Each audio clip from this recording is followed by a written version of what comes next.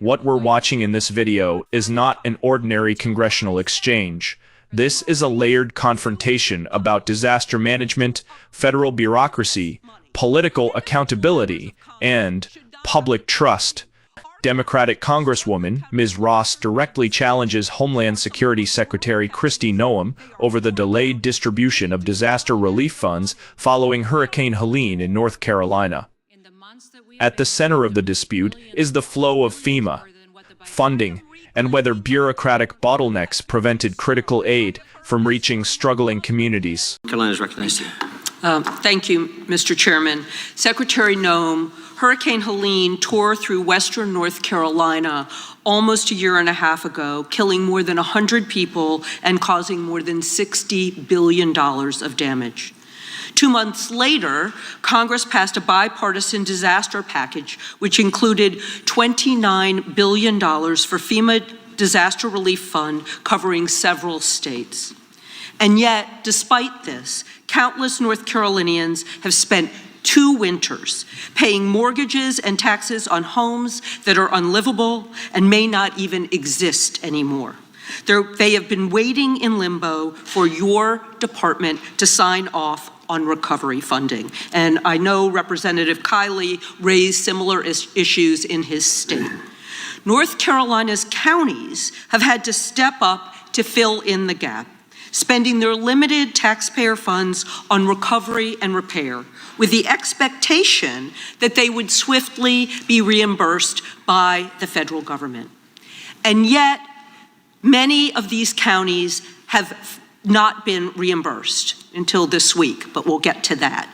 Meaning that they have had to use all their money and not have money for their essential services, public schools, EMS, other public services, healthcare, and everything else. And I have met with some of the county executives who have struggled with their budgets while recovering from Helene. These delays in paying out this desperately needed recovery funds are simply unacceptable. And you heard that from my Republican senator, Senator Tillis, yesterday. Your new policy, and it is a new policy, requiring your personal sign-off on expenditures over $100,000 has contributed to many of these delays, creating a bottleneck, blocking reimbursement for hundreds of millions of dollars of disaster funding that stand directly between North Carolinians and that relief. In fact, Senator Tillis, as I'm sure you remember, lambasted you and the failure of your department in dispersing these funds. And then magically about $80 million got released today, for which we're thankful. But we shouldn't have to have a US senator or a representative or another representative come to you directly to get you to do your job. But we also know that you had time to sign off on the purchase of 2 luxury private Gulfstream jets for your personal travel, $170 million. And we've heard about the new Boeing 737 that you're in the process of outfitting. Evidently, you were satisfied that there was no fraud, waste, and abuse involved in the jets. But meanwhile, could you tell me whether you found any fraud, waste, or abuse in these North Carolina expenditures? You know, Congresswoman, what I would tell you is that Joe Biden failed North Carolina. Listen to me. I asked you a direct question. Joe Biden provided greater relief. Joe Biden showed up. No, he Joe didn't. Biden didn't lie about what was going on the ground. I don't even want to get into what Donald Trump did during the campaign, the misinformation that was put out there. And you cannot find the time until my senator berates you in public to approve this money. Individual members of Congress should not have to come to you. Our counties, our struggling counties in the western part of the state, are some of the most rural counties.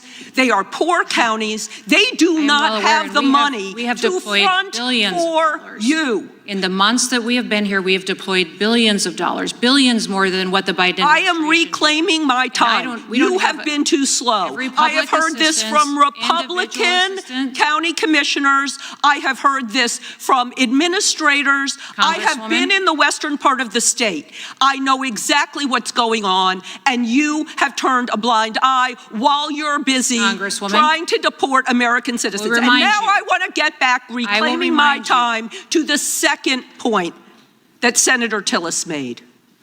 You have not responded to him and the people of North Carolina about why you have picked up U.S. citizens. You've heard that from Representative Correa. Why you have intimidated people who are here lawfully, and why you are threatening the economy of one of the most prosperous states in this country by practicing malpractice. You should resign or be impeached. I yield back. Chairman, may I answer that question? The state of North Carolina has received billions more in Helene relief disaster assistance than President Biden did. In fact, every single because we appropriated the money. Every project has been yielded back. Obligated. It's been paid out. The state manages the response, and those counties get their funding from the state, which has been allocated the FEMA dollars. The gentleman from Virginia is recognized. Thank you, Madam Secretary. Thank you for being here. The hypocrisy of my colleagues on the other side when they talk about appropriating money and yet refuse to appropriate money for your department. The gentlelady from Hurricane Helene devastated western North Carolina. More than 100 lives were lost, and the economic damage exceeded $60 billion. These are not just statistics. These numbers represent families paying mortgages on homes they cannot live in. They represent people paying property taxes on houses that may no longer even exist. Congress passed a bipartisan $29 billion disaster relief package just 2 months later. On paper, the system worked. Funds were approved. But Ross argues that while the money existed legislatively, it did not reach people fast enough operationally. And that's where the real conflict begins. Secretary Noem's defense rests on a technical argument. North Carolina received billions, projects were obligated, funds were allocated to the state, but in federal budget terminology, obligated does not mean fully dispersed and immediately usable. An obligation means the funds are legally committed. It does not mean the county can access the cash instantly. There are reimbursement processes, compliance checks, documentation requirements, and administrative approvals in between. Ross's core claim is this: rural and economically fragile counties fronted the money themselves to clear debris, repair infrastructure, and keep schools and emergency services running, expecting federal reimbursement. But when reimbursements were delayed, those counties depleted their limited budgets. This is no longer just an accounting issue. It becomes a question of whether essential public services, schools, EMS, healthcare, can continue functioning. One of Ross's sharpest criticisms targets a new policy requiring Secretary Noem's personal approval for expenditures over $100,000. In theory, such a measure could be framed as preventing fraud, waste, and abuse.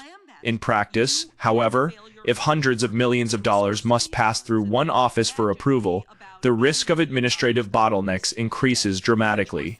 Ross argues that this policy slowed disaster reimbursements at a critical moment. She even references Republican Senator Thom Tillis, suggesting that concerns about delays were bipartisan. That detail is politically significant. It reframes the issue as not purely partisan, but structural. Ross then pivots to symbolism.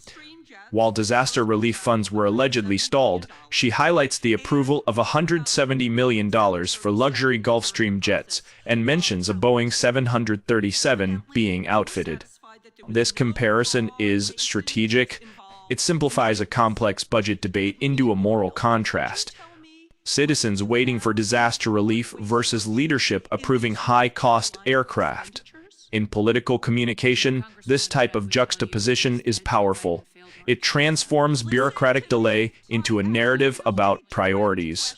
Secretary Noem does not concede delay. Instead, she redirects responsibility toward former President Joe Biden and argues that North Carolina has received more disaster assistance than under the previous administration. This is a classic Washington maneuver shift the frame from present administrative performance to past political comparison. However, Ross repeatedly reclaims her time, signaling that she does not want a broader partisan argument. She wants accountability for specific decisions.